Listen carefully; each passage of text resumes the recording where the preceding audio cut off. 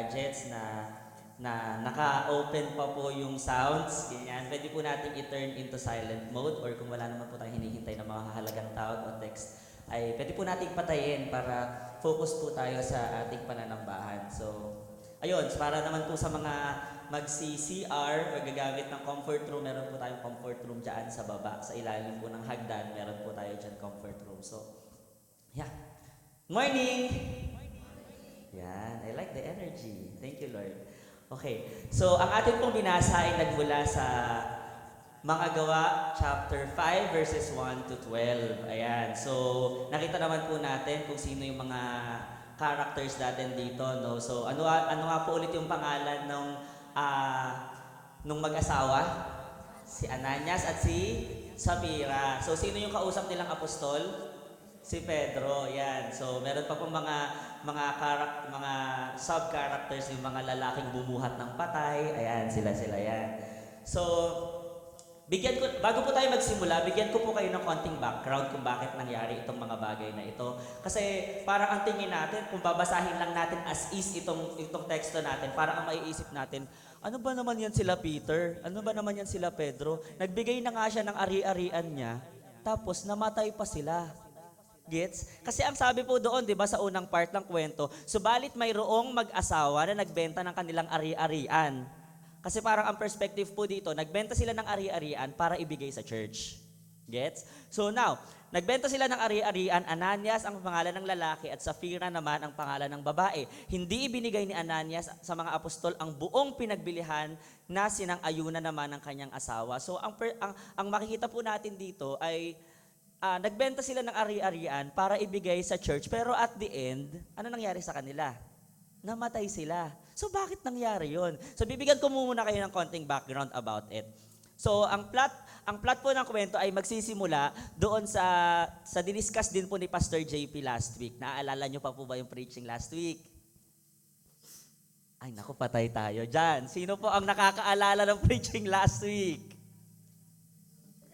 Yung tungkol po sa mga apostol na nagpagaling ng...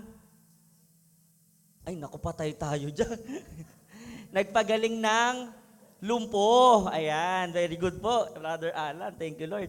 Okay, so nagkaroon ng pagkakataon na after siguro months or days dumaan after umakyat ni Jesus Christ at ibinabas ang Holy Spirit sa kanila, ang nangyari po, nagpipreach sila Peter. So pumunta sila sa isang templo, sa harap ng isang templo, tapos may nakita silang isang lumpo. Na ang sabi po, ang description po sa kanya ng Bible, simula pa nung isinilang siya, lumpo na siya. So alam ng mga tao na lumpo talaga siya. No, hindi talaga siya marunong lumakad. Hindi siya nakakalakad at all simula nung ipinanganak siya. So ngayon namamalimos siya doon sa harap ng templo. So nadaanan sila nila Peter. So ang sabi sa kanya nung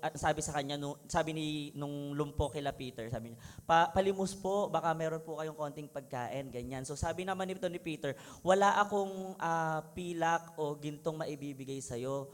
Pero sa madaling salita, ang sabi niya, ito ang sa kapangyarihan ng pangalan ng Panginoong Hesukristo, lumakad ka, tumayo ka. So ang nangyari, tumayo po yung lumpo at nakita ng lahat ng tao, tapos itong si lumpo na simula nung pinanganak siya ay hindi siya nakakatayo at all.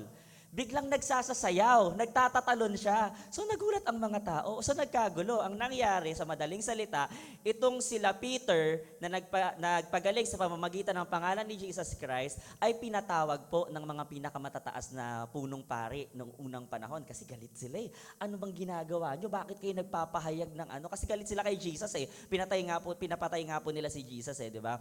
So now, ang nangyari, pinatawag na sila, kinausap sila Peter. So parang imagine yung tapang nila Peter, katulad po nung diniscuss ni Pastor JP last week, no? Na yung tapang nila, kaya nilang sagutin yung mga high priest noong unang panahon to the point na ang sabi niya, kayo na lang ang magdesisyon. Sa tingin nyo, ano ang mas tama? Sundin ko kayo o sundin ko ang Diyos? Yun yung tinanong niya, di ba? Ay, sinabi niya. So ngayon, sa madaling salita, pinalaya sila. Pagkatapos palayain, itong sila Peter, ang nangyari, nagkita-kita sila ng mga alagad, tapos nag-pray sila, nanalangin sila, magkakasama. Tapos ngayon, pagkatapos nilang manalangin, nayanig o biglang nagkaroon ng pagyanig yung lupa doon sa kanilang pinagtitipunan. So sila ay napuspos ng banal na espiritu, ang sabi sa salita ng Panginoon, at buong tapang na nangaral pa ng salita ng Diyos. Considering na sinabi sa kanila ng mga punong pari nung unang panahon na tumigil kayo, huwag kayong magbabahagi ng salita ng Panginoon, huwag kayong magbabahagi tungkol kay Jesus Christ. Ganyan. Pero, nung nanalangin sila at napuspos sila ng banal na espiritu, ang sabi sa salita ng Diyos, mas nangaral sila ng buong tapang. Nangaral ng salita ng Panginoon. So, ngayon, pagkatapos nun, ito na ang nangyari. So, nagkaroon ng revival doon sa lugar nila at dumating yung pagkakataon na nagkaisa ang damdamin at isipan ng lahat ng mananampalataya. So, parang ang nangyari, sa madaling salita, binenta nila, nagkaisa sila na ibebenta nila yung mga ari-arian nila na paghahati-hatian ng lahat. So sabi dito, taglay ang dakilang kapangyarihan, ang mga apostol ay patuloy na nagpapatotoo tungkol sa muling pagkabuhay ng Panginoong Hesus at ang masaganang pagpapala ay tinanggap nilang lahat. Walang kinapos sa kanila sapagkat ipinagbili nila ang kani-kanilang lupa o bahay at ang pinagbilahan ay ipinagkatiwala nila sa mga apostol. Ipinamamahagi naman iyon ayon sa pangangailangan ng bawat isa. So sa madaling salita, ganito po yung nangyari. Kunyari, si Tita Maricel, binenta niya ang bahay niya. Si Tita Lita, binenta niya ang bahay niya. Si Kuya Ian, binenta niya ang bahay niya. Tapos lahat ng pinagbilhan, binigay kay Pastor JP. Tapos si Pastor JP, siya yung mag-allocate. Kumbaga, sino dito yung mas nangangailangan? Sige, bigyan natin to. Sino dito yung sapat lang ang pangangailangan? Bigyan natin to. Ganun po yung nangyari noong unang panahon. So binenta nila yung mga ari-arian nila. Tapos ipinamahagi nila sa lahat ng mananampalataya na ayon sa kanilang mga pangangailangan. So ang sabi dito, merong part dito na ganun din ang ginawa ni Jose. So si Jose po ay isang Levitang taga Cyprus na tinawag ng mga apostol na Bernabe. So Jose yung pangalan niya pero tinawag siyang Bernabe na ang ibig sabihin ay anak ng pagpapalakas loob. Ibig sabihin, son of encouragement. So kumbaga nakaka-encourage, no? Ipinagbili niya ang kanyang bukid at ipinagkatiwala sa mga apostol ang pinagbilhan. So ang susunod po na part nun ay yung teksto na po na binasa natin kanina. So dinescribe dito si Bernabe, tapos sumunod ay dinescribe naman si Ananias at si Sapphira. So bago po tayo magpatuloy, saglit po tayo manalangin. O Diyos na dakila sa lahat, nagpapasalamat po kami sa umagang ito na ibinigay mo po sa amin. Salamat, O Diyos, sa pagkakataon na kami po ay muling makapag-aaral ng iyong mga salita. Salamat sa pagkatunay na naririto ka, Panginoon. Sinabi mo sa iyong salita na 2 o 3 nagkatipon sa iyong pangalan ay nandoon ka.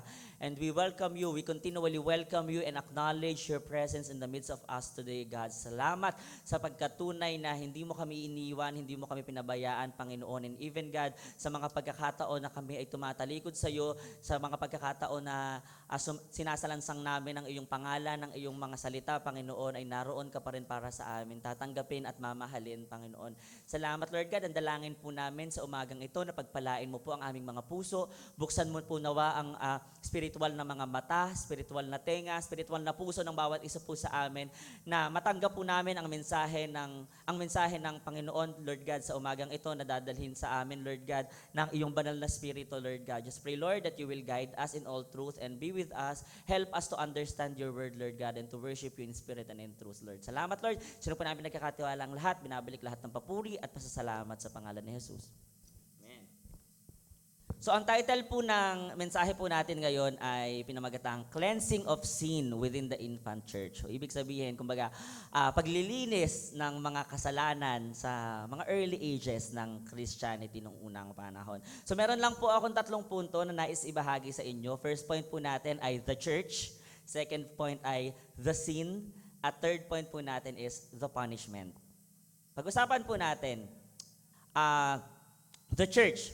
So now, katulad po nung binanggit ko kanina, nagkaroon po ng grupo ng mga mananampalataya na kung saan ay nagbenta sila ng mga ari-arian nila, tapos yung mga pinagbentahan nila ay ipinamahagi nila sa lahat ayon sa kanilang mga pangangailangan. So now, makikita natin dito na may ganun palang church. Sa church po ba natin, nagawa na po ba natin yon? Sino na po dito ang nagbenta ng ari-arian niya? para ibigay sa akin.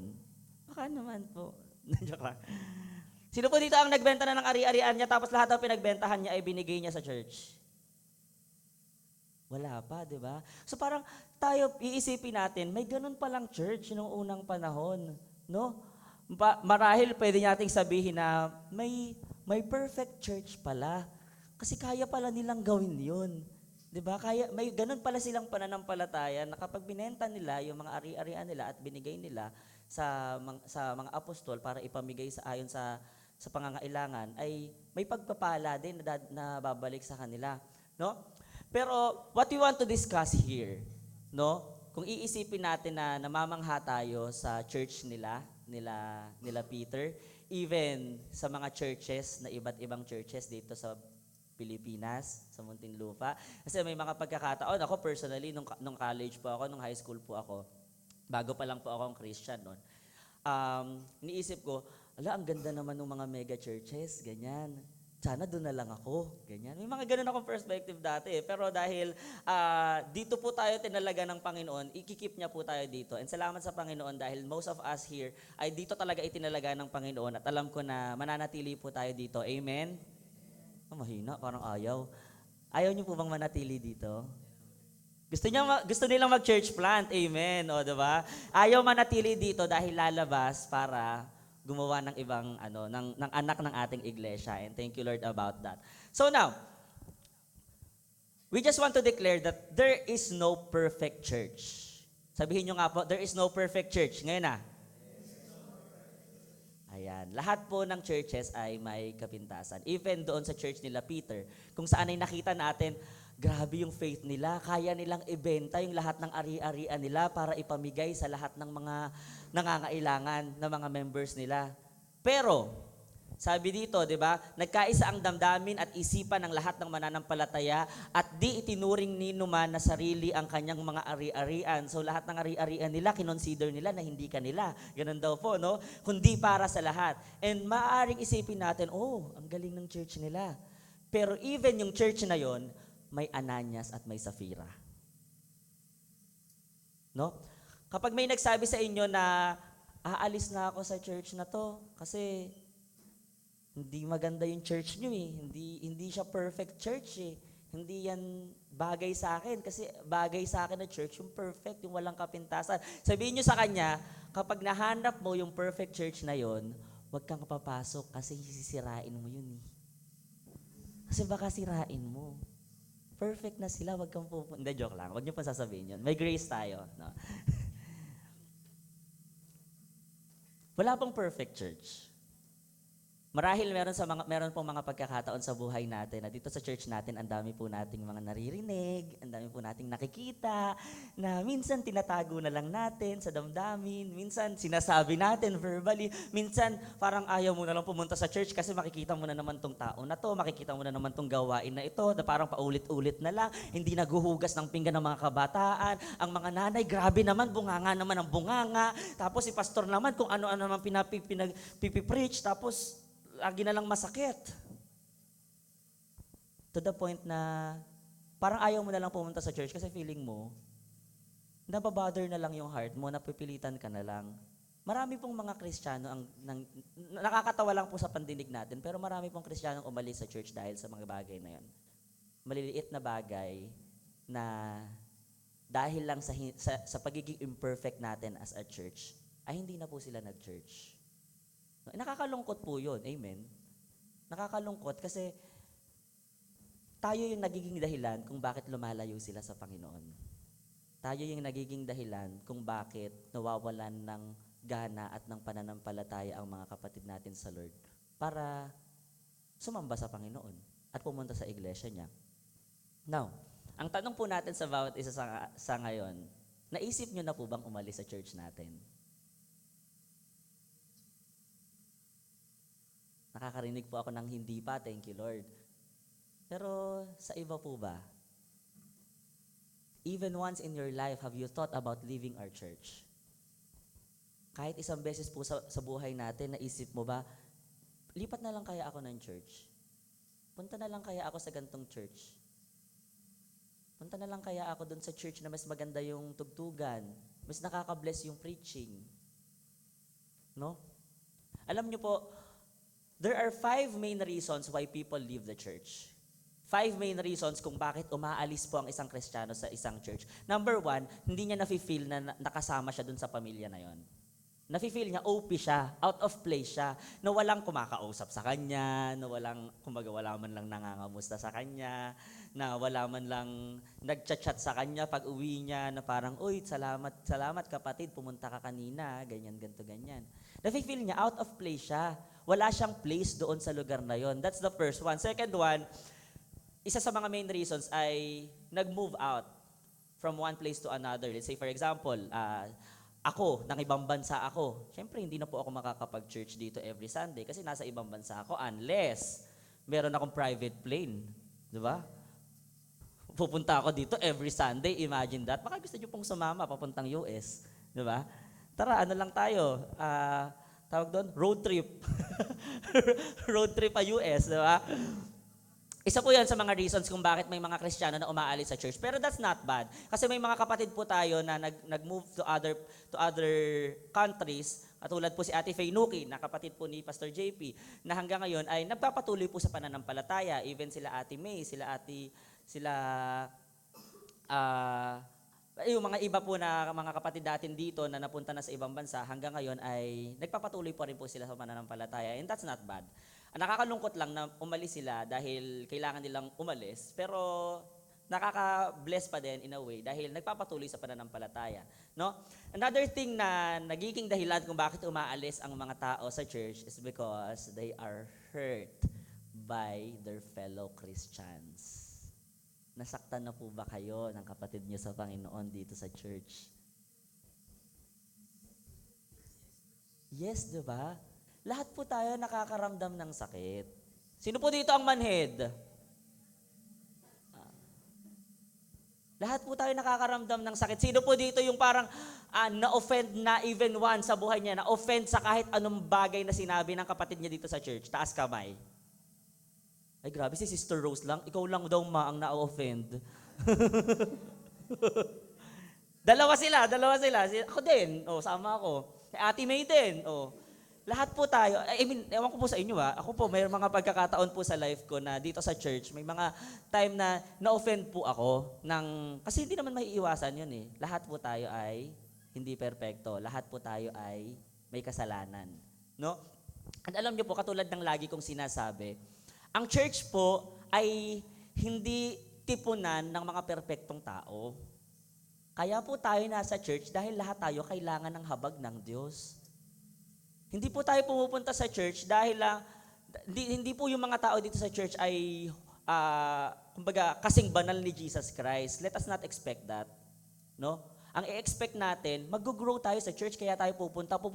Pupunta tayo sa church dahil mahal natin ng Panginoon at nais nating sumamba sa Kanya. Not just because of the people around us. Hindi tayo pupunta sa church dahil gusto mong makita si pastor.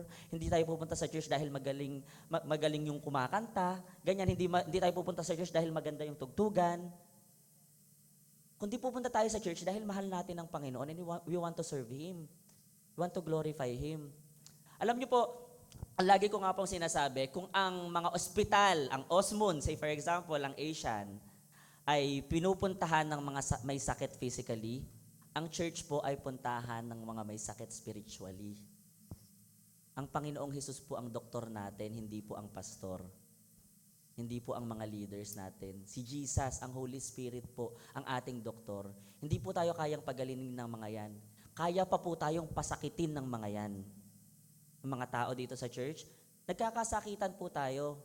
Pero ang katotohanan po nun, nandito tayong lahat dahil kailangan natin ng kagalingan. Amen. Lahat tayo nangangailangan ng kagalingan mula sa Panginoon, kaya po tayo nandito. No? We are an imperfect church led by a perfect God. Amen? Kaya kahit imperfect tayo, kahit hindi perfect ang Cornerstone Christian Community, kahit hindi perfect ang iba't ibang mga churches dito, mananatili tayo sa pananampalataya dahil kahit hindi tayo perfect, perfect ang Diyos natin. Amen? Salamat sa Panginoon. Another thing na dahilan kung bakit umaalis ang mga tao sa church is that they don't feel the church meet their needs anymore. na parang yung needs ko spiritually, hindi na kayang ibigay ng church na yon. Kailangan ko ng higher, parang ganon. Kumbaga, kunyari, ako gusto ko ng ng mas higher na mga preachings, ng mga teachings, ganyan na hindi na ako ma-feed ng church. Isa yun sa mga reasons kung bakit daw po umaalis ang mga Kristiyano sa mga churches. Ako personally, dito sa church natin, hindi pa naman po ako umaabot dito sa pagkakataon na ito. Kasi nafe-feed ako ng need ko dito sa church. And hopefully tayo din no sa ating iglesia na hindi tayo umabot sa point na even especially sa mga leaders, hindi tayo umabot sa point na mag-stuck na lang tayo doon sa kung ano yung meron tayo, kung ano yung alam natin, na hindi na tayo mag-grow to the point na nagkakasawaan na lang tayo sa lessons. Paulit-ulit ang lesson natin, prayer, tapos Bible reading, fellowship, tapos witnessing, tapos next week prayer na naman, tapos witnessing, tapos fellowship. Kumbaga parang may mga pagkakataon na nagkakasawaan sa lessons, sa mga preachings, sa mga teachings, kaya umaalis daw po ang mga tao. Parang narinig ko na yan paulit-ulit naman Wala namang iba. Baga hindi na nami-meet yung desire niya, hindi na nami-meet yung needs niya spiritually, kaya umaalis siya sa church. Last thing na nagiging dahilan kung bakit umaalis ang mga tao sa church ay dahil umalis yung leader niya. Kapag umalis daw yung pastor, umaalis daw yung mga members. Kapag umalis daw yung leader mo, hindi ka na din a-attend.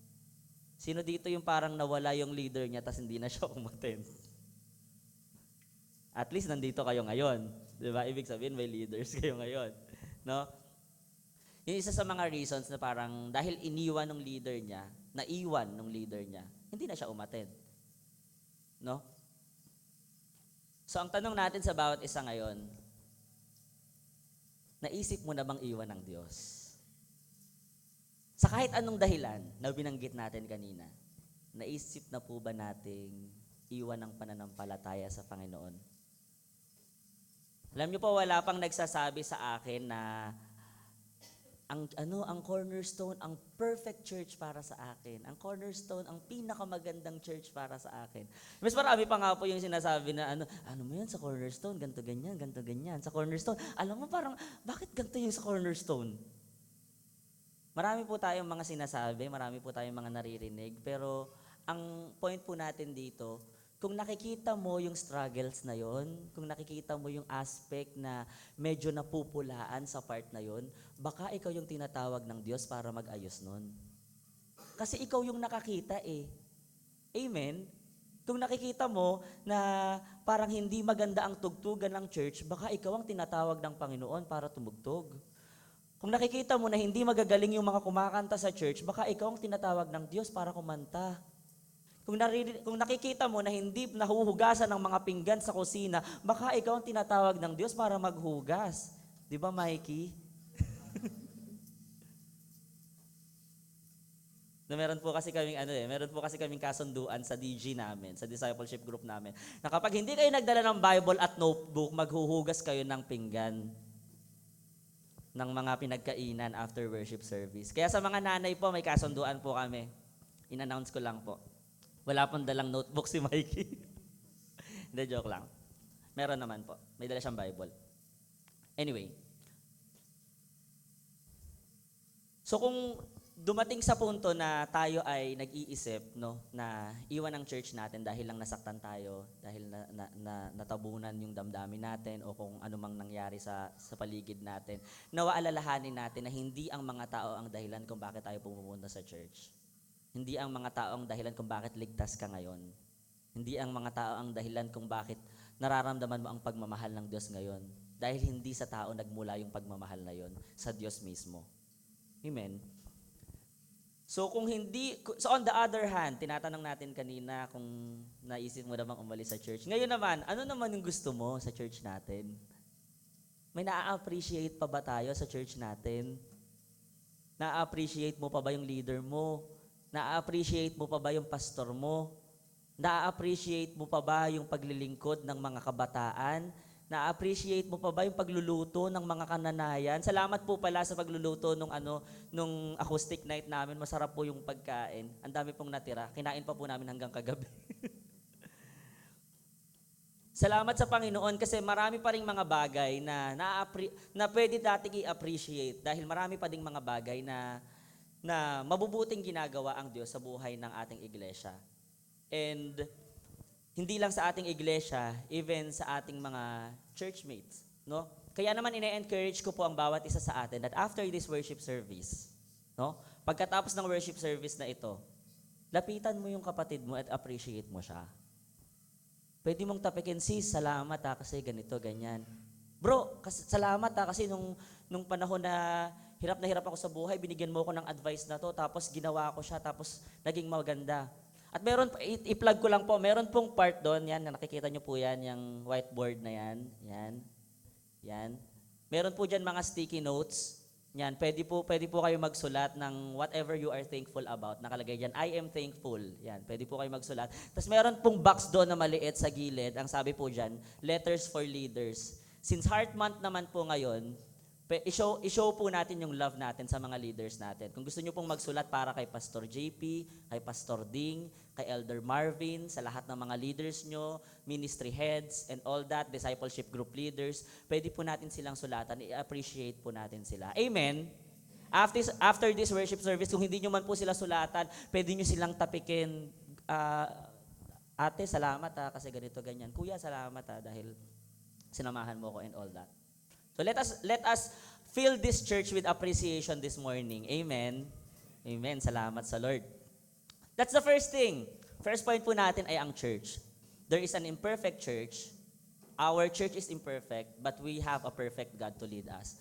Second point po natin ang kasalanan. Doon sa part na sa kwento po natin kanina, nagkaroon ng Ananias at Safira kung saan ay ang nangyari, itong si Ananias at Safira ayon po sa analyzation ng mga Bible scholars, itong si Ananias at Safira, nakita kasi nila si Bernabe. So si Bernabe po yung binanggit po kanina doon sa binasa nating teksto, si Bernabe, nagbenta niya yung kabuuan ng kanyang ari-arian at binigay niya sa mga apostol para ipamahagi. So ngayon, itong si Bernabe, nakakahakot siya ng magagandang feedbacks. Kumbaga parang tinitignan siya ng mga tao na, uy, ang galing naman ito ni Bernabe. Ganyan, na parang sana ganun din tayo. So ngayon, si Ananias at si Safira, nagkaroon sila ng perspective na, benta din kaya natin yung atin. Pero ang nangyari, kung si Bernabe, binenta niya yung ari-arian niya, tapos binigay niya yung kabuuan, si Ananias at si Safira, part lang yung ibinigay nila. No? Basahin po natin ulit, no? Sabi po dito, subalit mayroong mag-asawa na nagbenta ng kanilang ari-arian, Ananias ang pangalan ng lalaki at Safira naman ang babae. Hindi ibinigay ni Ananias sa mga apostol ang buong pinagbilhan nila na sinang-ayunan naman ng kanyang asawa. Isang bahagi lamang ang kanyang pinagkatiwala sa mga apostol. Kaya sinabi ni Pedro, Ananias, bakit ka nagpadala kay Satanas at nagsinungaling ka sa Espiritu Santo? Bakit mo binawasan ang pinagbilihan mo ng lupa? Bago mo pa ipagbili ang lupa, hindi ba iyo iyon, at nang maipagbili na, hindi ba iyo rin ang pinagbilhan? Bakit mo naisipang gawin iyon? Hindi ka sa tao nagsisinungaling, kundi sa Diyos. No? Pag-usapan po natin ang kasalanan sa loob ng church. No? Marami pong mga kasalanan sa loob ng church. At dito diniscuss ang isa sa mga kasalanan ng mga early churches. No? Discuss po natin, mag-focus po tayo sa dalawang kasalanan na diniscuss dito sa ating text. So, number 1, the sin of keeping back. When we say keeping back, yung hindi pagbibigay ng buo. Kumbaga, may dapat kang ibigay, pero hinold back mo. Katulad ng ginawa nila Ananias at Safira. Dapat ibigay nila yung buo, pero isang bahagi lang daw ang ibinigay nila sa mga apostol. Kinamkam nila yung iba.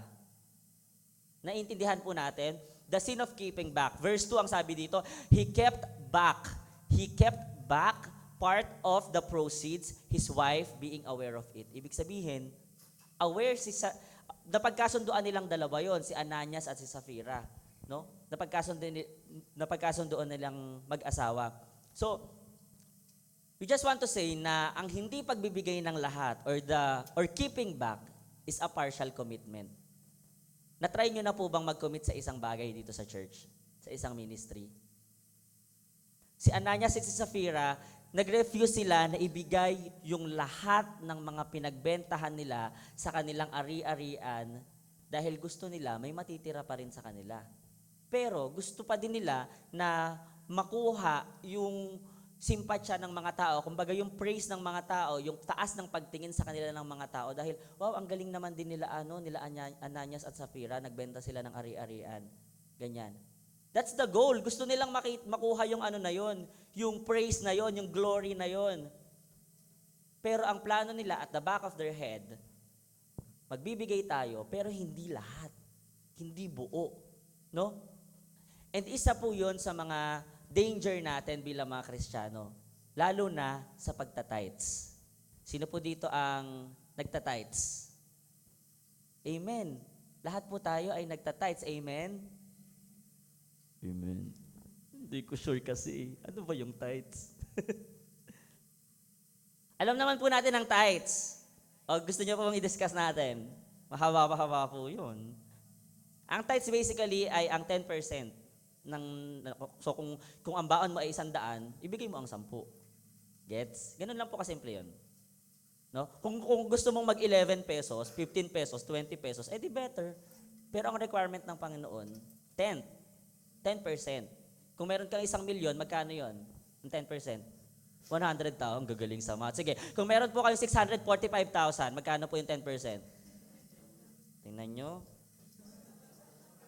Ilabas yung calculator. Ano daw?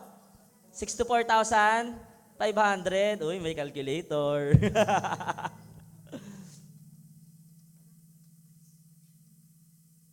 The sin of keeping back, na parang iniisip natin, baka walang matira sa akin. Dumating na po ba tayo sa punto na yon? Ako po personally, guilty po ako doon, noong mga unang panahon ng buhay ko, na parang, Lord, wala na akong baon bukas. Pag binigay ko to, wala na akong pera. Ang dami ko pong project eh. Paano pong ganito? Paano po pag ganyan? Nag-worry tayo. Yan ang sabi ng Panginoon, huwag kang mag-worry, diba? Pag sinabi ng Diyos na huwag kang mag-worry, ibig sabihin, kasalanan pala ang mag-worry. No? Kung nag-worry tayo dahil mauubusan tayo kapag nagbigay tayo ng tithes, wala pong pananampalataya doon. Kasi ang sabi ng Panginoon, subukin niyo ako dito kung di ko bubuksan ang durungawan ng langit at ibubuhos ko ang mayamang pagpapala ko sa inyo. Siksik, liglig at umaapaw na walang paglagyan. Yun ang sabi ng Panginoon. I-test daw natin siya. Na Lord, kahit wala na akong pera, sige ibibigay ko to kasi gusto kong subukan, gusto kong subukin kasi sabi mo subukin kita. Gusto kong subukin yung pananampalataya ko na meron sa'yo. Gusto kong subukin yung kapangyarihan mo. At I'm telling you, papatunayan niya po yung sarili niya sa'yo. Marami po ako mga testimonies na narinig doon sa part na yon na kapag nagbigay siya, biglang pag-uwi, may ganitong blessing. Pag nagbigay siya, biglang kinabukasan natanggap sa trabaho. Nagbigay siya ng ganito, biglang kinabukasan, mayroong business proposal na na-accept. Thank you, Lord. Kasi yun po ang pananampalataya. You are not yet seeing it. Pero, dahil sa pananampalataya na meron ka, ibibigay mo yun dahil sinabi sa iyo ng Panginoon na may pangako siya, nabubuksan niya ang durungawan ng langit at ibubuhos niya ang mayamang pagpapala sa bahay niyo. Kung 1 kilong bigas lang ang desire mo, bibigyan kanya ng 1 kaban. Amen? Ganon po kabuti ang Panginoon. Ang gusto niya lang makita ay ang pagsunod. At dito sa part na ito, si Ananias at si Sapphira, hinold back nila, kinip back nila yung mga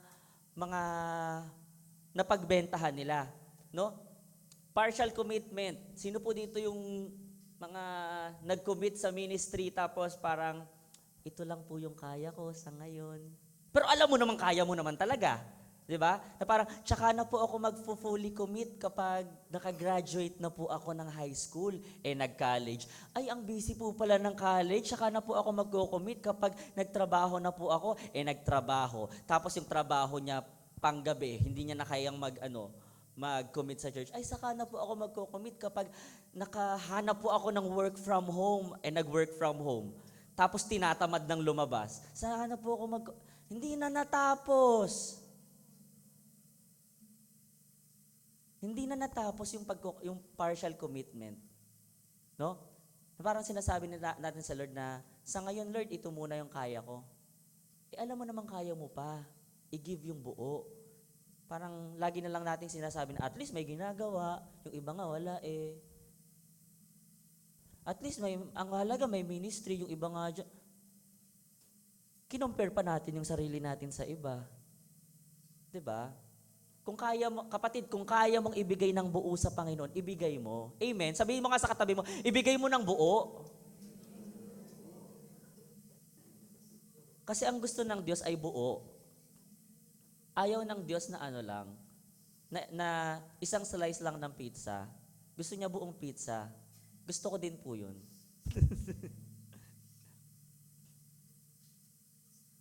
Ibigay po natin ang buo sa Panginoon. Amen. Alam ko kung meron po kayong boses, kailangan po natin ng singers. Kung marunong po kayong tumugtog, kailangan po natin ng musicians. Kung marunong po kayong magturo sa mga bata at may patience naman kayo, hindi katulad ni... Hindi, joke lang. Kung may patience naman po kayo sa pagtuturo ng mga bata, ay kailangan po ng teachers. Kausapin niyo po si Sister April. Kailangan po ng teachers sa children's ministry. Kung marunong po kayong magturo at may heart kayo, marunong po kayong gumawa ng mga layouts, kailangan po namin ng mga graphic designers sa multimedia team. Kung marunong po kayong gumamit ng camera, kailangan po namin kayo. Marami po tayong ministeryo na pwede po nating pasukan. Kung marunong po kayo maghugas ng pinggan, kailangan po natin ng maghuhugas ng pinggan. Kung marunong po kayo maglinis ng inidoro, kailangan po natin ng maglilinis ng inidoro. Lahat po yan ay ministry. Pantay-pantay po yan sa paningin ng Panginoon. Hindi dahil ang mga nakikita lang nating ministry ay mga kumakanta, tumutugtog dito sa harap, nagtuturo, nagpipreach. Pati po ang paglilinis ng banyo, ministeryo po yan. At na-appreciate yun ng Panginoon. Lahat ng bagay po na ito ay na-appreciate ng Panginoon. Kahit the little things that you do, kahit yung pag-i-invite mo ng mga tao, kahit yung pagbe-message mo sa kanya na kapatid, baka pwede kang pumunta sa Sunday kasi may worship service kami. Uy kapatid, meron kaming torch keepers noon sa last Sunday, baka pwede kang pumunta. Uy, merong fellowship ang mga wow, baka pwede kang pumunta, mare. Gantong oras, gantong araw, sa gantong lugar. Na-appreciate po yan ng Panginoon. Even the most little things na ginagawa natin, as long as it is for the glory of the Lord, na-appreciate po yan ng Panginoon. Nakikita niya yan. Hindi man po nakikita ng mga katabi mo, hindi man nakikita ng leader mo, hindi man nakikita ng pastor mo, ang Diyos po nakikita niya yan. And He appreciates it. Amen. Kaya wag po tayong titigil. Ano po yung sabi doon sa isa sa mga kanta natin sa giving? Let us not grow weary while doing good. In due seasons we shall reap. Wag daw po tayo manghihinawa sa paggawa ng mabuti dahil sa pagdating ng panahon ay mag-aani tayo. Amen. Thank you, Lord. The sin of keeping back. No? Yung hindi pagbibigay ng buo. Si Ananias at si Sapphira, gusto nilang ipakita sa mga hindi mananampalataya noong unang panahon na sila ay may commitment at may loyalty kay Jesus Christ. And yung pagki-keep back, no? Kumbaga yung partial lang yung pinapakita mo just to show na meron kang ginagawa. Kumbaga ang manifestation nun, dinideceive mo yung mga tao. Niloloko mo yung mga tao na nakakakita sa'yo. Uy, ang galing naman ni Kuya Gauden, kaya niyang gawin to, gumagawa din siya ng ganito, ginagawa niya din yung ganito, ganyan. Kapag ganun po yung perspective natin na gusto lang nating ipakita sa lahat ng mga tao na may ginagawa tayo sa church, mali po yun. Na parang gagawin natin siya partially, this Sunday gagawin mo siya, next Sunday hindi. Tapos next Sunday gagawin mo ulit, tapos this Sunday hindi. Yun po yung mali doon sa part na yun, na hindi po natin ibinibigay yung buo sa Panginoon. Ano ba yung mga bagay na kinikeep back natin? 3 T. Time, treasure, talents. Sino po dito yung nagki-keep back ng time? Sino po dito yung nagki-keep back ng mga treasures nila? Sino po dito yung nagki-keep back ng talents nila na kahit alam mong marunong ka ng ganito, hindi mo pinaglilingkod sa Panginoon, kahit meron kang ganito, kahit may time ka, hindi ka pumupunta sa outreach, kahit may time ka, hindi ka nagtuturo sa mga bata, kahit may pera ka, hindi ka nagtatites. Itong mga bagay na ito ay nakikita po ng Panginoon. This is a sin of keeping back. That's the first sin na diniscuss po dito sa ating teksto. Second sin na diniscuss, sabi sa verse 3, kaya't sinabi ni Pedro, Ananias, bakit ka nagpadala kay Satanas at nagsinungaling ka sa Espiritu Santo? Bakit mo binawasan ang pinagbilihan mo ng lupa? Bago mo ipagbili ang lupa, hindi ba iyo yun? At nang maipagbili mo na, hindi ba iyo pa rin ang pinagbilihan? Bakit mo naisipang gawin yon? Hindi ka sa tao nagsisinungaling, kundi sa Diyos. The sin of lying. Sino po dito all throughout her life ay nagsinungaling? Uy, ayaw umamin. Ako po, nagsisinungaling ako. Lahat tayo nagsisinungaling. At kung hindi po kayo nagsinungaling, kung sasabihin niyo pong hindi po kayo nagsisinungaling na po kayo ngayon. Amen? Lahat po tayo ay guilty sa kasinungalingan. And dito sa part na ito, isa sa mga sin, dangers na sin dito sa mga churches natin, no? Sa church natin at even sa early churches ay ang sin of lying. Ang pagsisinungaling. Sila Ananias, hindi sila nagsabi ng totoo. Ang sabi nila, tinanong sila, buo ba yan? Opo. Pero alam ni Pedro na puspos ng Holy Spirit na hindi buo ang binigay nila. That's why, anong nangyari kay Ananias? Bigla siyang bumulagta. Patay siya. 'Di ba? So ang point po pala natin dito ngayon, kapag nagsisinungaling po pala tayo sa mga leaders natin sa church, hindi tayo sa mga leaders natin nagsisinungaling, kundi sa Diyos.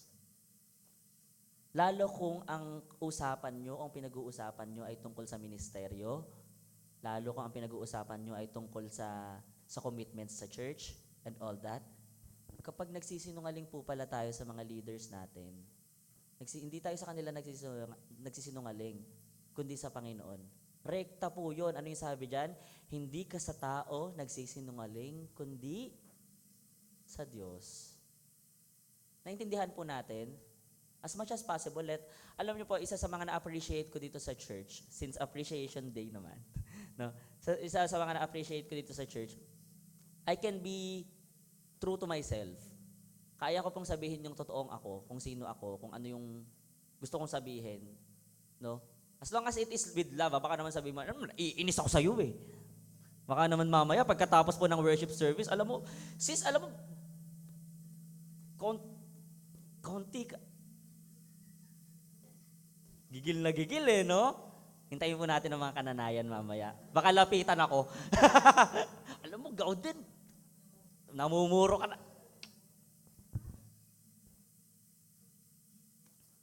Let us tell the truth as much as possible to our leaders.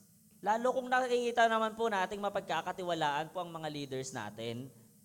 Sa tingin niyo po ba mapagkakatiwalaan niyo si Pastor JP? Amen, di ba? Mapagkakatiwalaan niyo po ba si Pastor Mark? Nandito. Amen, di ba? Pagkakatiwalaan ba si Sister Rose? Si Elder Marvin, di ba? Ang lahat po ng leaders natin ay mapagkakatiwalaan. Though meron pong mga shortcomings ang mga leaders natin, pero by the grace of God, amen, mapagkakatiwalaan po natin ang mga yan. Kaya wag po tayo magsisinungaling sa kanila. Kapag sinabi po sa atin, pag tinanong po tayo, saan ka galing? Bakit gabi ka na umuwi? Alam niyo po kasi may mga nanay po na nagme-message sa akin na parang, bakit late na umuwi si ganito? Saan kayo galing? Sabi ko, ala tita, hindi ko po kasama. Sabi po ba kasama ako?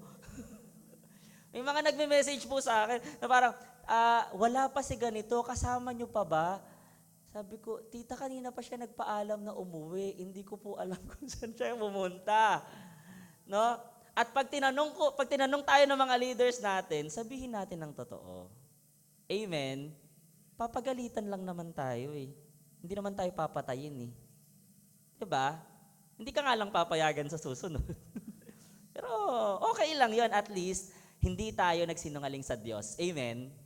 Mahina. Gustong magsinungaling sa Diyos. Amen? Ayan. I like it. Okay. Now, there is sin of keeping back and there is sin of lying. At ang tanong, ano ang role ni Satan sa mga bagay na ito? Kasi siyempre, si Satan ang tumutokso sa atin para magsinungaling at para mag-keep back. No? Si Satan po, isa sa mga, ano niya, bread and butter niya, kumbaga yung mga specialty niya, no? Ay gawin kang mouthpiece niya. Na dahil hindi niya kayang magsalita, ikaw yung magsasalita para sa kanya. Tama? Alam niyo po, si Peter nung time na, na tinatanong siya, naalala niyo po yung kwento na si Jesus Christ sinasabi niya na sa mga disciples na papatayin siya. Tapos ngayon sabi ni Peter, sabi dito, dinala siya ni Pedro sa isang tabi at pinagsabihan, Panginoon, huwag nawang itulot ng Diyos kailanman, hindi iyan mangyayari sa iyo. Kasi ang sabi ni Jesus sa kanila, papatayin na siya eh. Sabi ni Peter, kailanman hindi yan mangyayari sa iyo. Ngunit sinagot siya ni Jesus, ang sabi, lumayo ka, Satanas. Imagine, sabi sa kanya, sabi ni Jesus kay Peter, lumayo ka, Satanas. Imagine, hadlang ka sa aking landas at ang iniisip mo ay hindi sa Diyos kundi sa tao. Ibig sabihin, kaya kang gamitin ni Satan para maging mouthpiece niya. Dahil di niya kayang magsalita eh. Kaya kang gamitin ni Satanas para sabihin yung mga bagay na hindi niya kayang sabihin. No? Pero on the latter part, natuto naman itong si Peter. Siya na ngayon ang nagsasalita. No? Siya na ngayon yung nakakakita na si Satanas yung may dahilan kung bakit nandoon si Sapphira at saka si Ananias. No? Even sa 1 Peter chapter 5 verses 8 and 9 ang sabi niya dito, si Peter na po ang nagtuturo dito. After nung sitwasyon na noon, sinabi sa kanya ni Jesus, lumayo ka, Satanas. Imagine, di ba? So ngayon, si Peter dumating sa point na nagtuturo na siya na be of sober spirit, be on the alert. Your adversary, the devil, prowls around like a roaring lion seeking someone to devour. But resist him, firm in your faith, knowing that the same experiences of suffering are being accomplished by your brethren who are in the world. Siya na mismo yung nagsasabi na, mag-ingat ka, maging mapagmatsyag ka, kasi ang kaaway, ali-aligid lang yan, naghahanap ng masisila. So kung hindi ka alerto, masisila ka niyan. Makukuha ka niya. No? At ang role ni Satan, John chapter 10 verse 10, dumarating ang magnanakaw para lang magnakaw, pumatay, at manira. He is here to steal, kill, and destroy. Malalaman mo lang na ginagamit ka ni Satanas bilang mouthpiece niya at bilang alagad niya para gawin yung plano niya. Malalaman mo lang kapag may tatlong bagay ka na.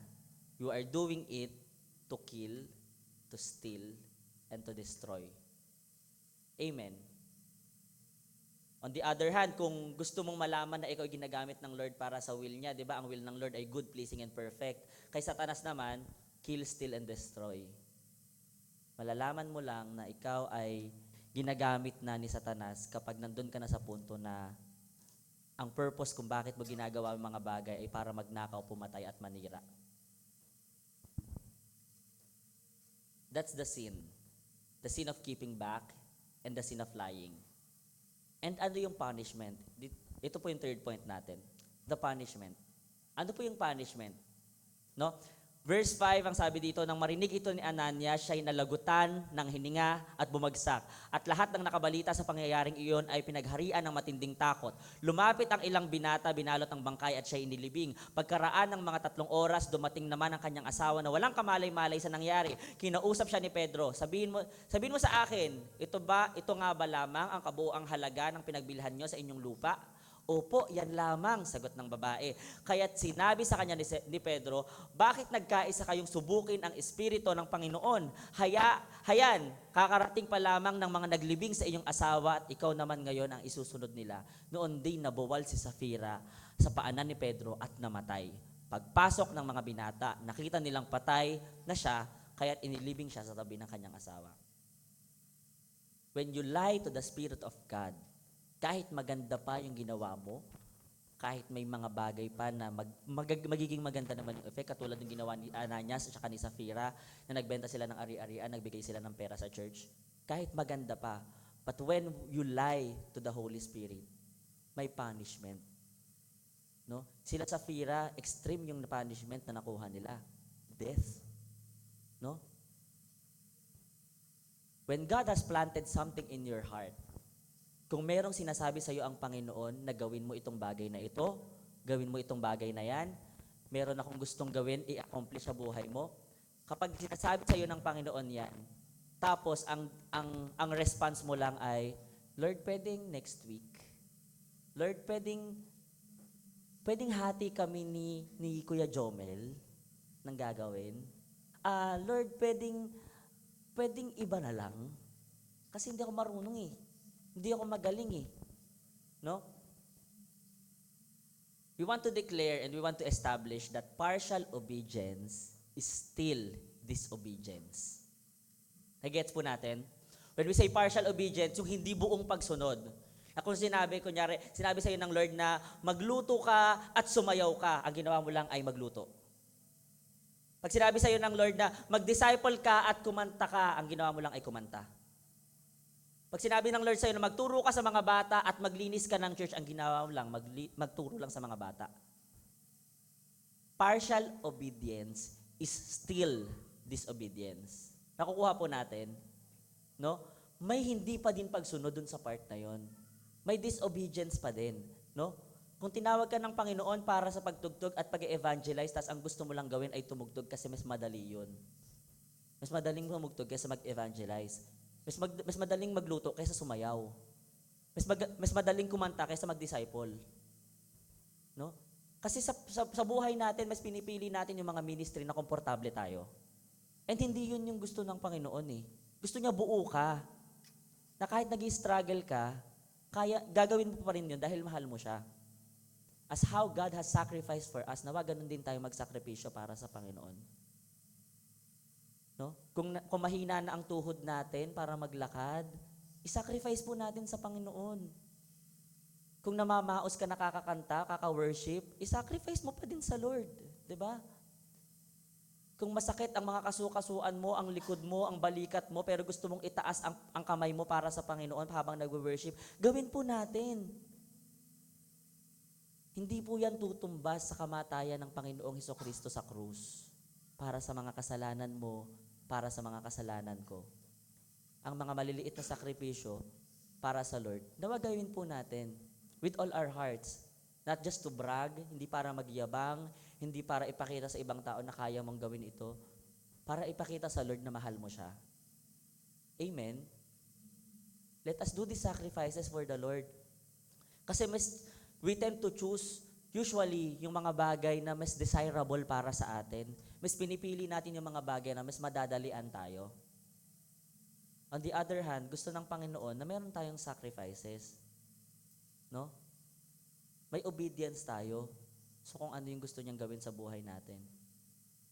Sa teksto po natin, kapag hindi tayo sumunod sa Panginoon, kapag nagsinungaling tayo and we kept back our talents, treasure, and time, dito sa text natin, ang kabayaran? Kamatayan. Literal na namatay sila. 'Di ba? And it makes sense sa Romans 6:23 na sabi, ang kabayaran ng kasalanan ay kamatayan. Alam niyo po, every time na nag-share ako ng gospel, isa sa mga lagi kong sinasabi, ibig sabihin ba nun kapag nakasasabi daw, di ba, ang kabayaran ng kasalanan ay kamatayan, ibig sabihin ba nun kapag, kunyari, nangupit ka ng piso sa bulsa ng nanay mo, pagkakupit mo, bigla ka na lang bubulagta dahil tapos patay ka na? Di ba hindi naman sa panahon natin ngayon? Pero sa panahon nila Ananias at nila Sapphira, ganun ang nangyari. And we want to appreciate the Lord because we are living in the era of grace. Nabubuhay tayo sa ilalim ng awa at habag ng Panginoon na kahit napakarami nating kasalanan sa Kanya, hindi pa din tayo namamatay. Amen? And that's worth thinking, no? The Lord is worth thinking about those things, no? Romans 3:23, sapagkat ang lahat ay nagkasala at walang sino mang nakaabot sa pamantayan ng Panginoon. At dahil lahat daw po tayo na nagkasala, hindi man sin of keeping back, hindi man sin of lying, may mga kasalanan pa din tayong nagawa. At doon sa mga kasalanan na yon, ang kabayaran daw po ay kamatayan. Ang kamatayan na yon, ay kamatayang espiritual kung saan ay habang buhay na pagkakahiwalay natin sa presensya ng Panginoon. Kung saan ay mapupunta tayo sa impyerno. Dito na po ako magtatapos. There is no perfect church. Wala naman pong perfect na iglesia.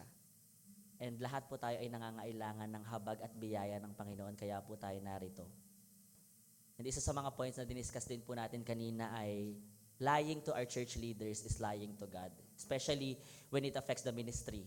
Kung ito ay tungkol at sumisentro sa ministeryo, lalo na sa paglilingkod sa Panginoon.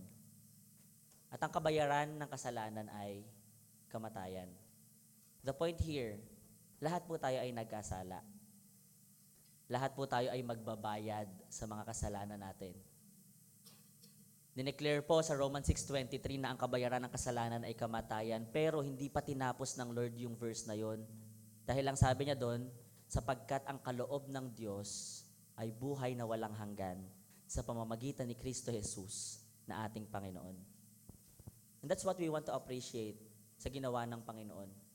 That's what we want to learn and check sa ating mga puso kung nakikita ba natin yung kabutihan ng Diyos doon. Na kahit hindi tayo karapat-dapat, imagine tayo yung nagkasala pero siya ang gumawa ng paraan para mapatawad tayo. Kasi ang perspective natin bilang mga tao, usually dapat kung sino yung nagkasala, siya dapat ang mag-sorry. Kung sino yung may kasalanan, siya dapat yung unang lumapit. Pero sa Panginoon, tayo na yung nagkasala, pero siya pa rin yung gumawa ng paraan para mapatawad tayo. Salamat sa Panginoon sa part na yon. And nawa, sa pagkaka-appreciate natin sa katotohanan na tayo ay pinatawad ng Panginoon, tayo ay minahal niya sa kabila ng lahat ng mga kasalanan natin.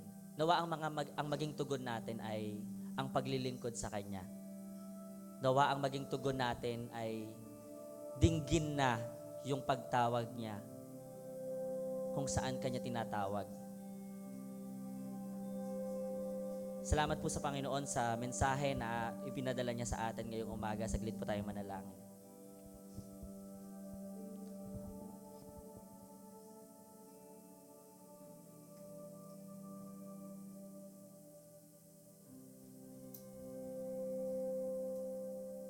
Kapatid, kung sa oras na ito ay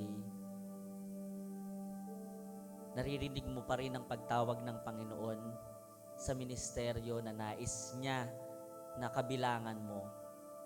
Kung nais ng Lord na mapabilang ka sa iba't ibang mga ministeryo, sa pagtuturo, sa pagluluto, sa pagtugtog, sa pagsayaw, sa pag-awit, sa iba't ibang mga ministeryo, kahit sa pagbabahagi ng mabuting balita ng Panginoon, pagtuturo ng mga bata.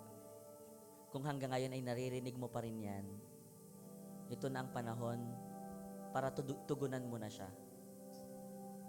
Tugunan na natin ang Panginoon. O Diyos, salamat sa umagang ito na ibinigay mo po sa amin. Salamat sa pagkakataon, O Diyos, na pinaalalahanan mo kami, Lord God, sa mga kasalanan na meron kami sa iglesia, sa sin of keeping back, and sa sin of lying. We want to ask for your forgiveness, O God, sa mga bagay na ito na inisip namin, sinabi namin, ginawa namin, na tunay na hindi naging karapat-dapat po sa iyong harapan. Ang dalangin namin na patawarin mo po kami. And sa oras na ito, Panginoon, ma-appreciate po nawa namin, Panginoon, na ang iglesia na ibinigay mo po sa amin, ang iglesia na itinayo mo po dito sa Putatan, Panginoon, ay ang iglesia na kumakalinga po sa amin sa pamamagitan ng iyong pag-ibig, ng iyong kapangyarihan, ng iyong mga salita, na nagiging dahilan kung bakit may kakayahan kaming magpatuloy sa buhay, O Diyos. Ang dalangin namin, Panginoon, na sa mga kapatid namin, Lord God, na ngayon ay binubulungan mo, hinihipo mo ang puso, tinatawag mo sa ministeryo, Panginoon. Bigyan mo po nawa sila ng lakas ng loob, ng katapangan para tumayo sa pagkakatawag na ito at ibigay ang buong buhay namin sa iyo, Panginoon. Not just partial commitment, not just partial obedience, but our whole obedience, God. ang buong buo namin, Panginoon, ang ibibigay namin sa iyo. Hindi lamang sa aming treasures, kundi maging sa aming mga time at sa aming mga talento na ibinigay mo po sa amin, Panginoon. Ang dalangin namin na turuan mo kaming ipagkatiwala ang lahat ng ito sa iyo, Panginoon, sapagkat tunay na sinabi mo sa iyong salita na hindi mo naman kami iiwan, hindi mo kami pababayaan. Sa kabila, Panginoon, ng mga kahirapan na aming pagdadaanan ay naroon ka.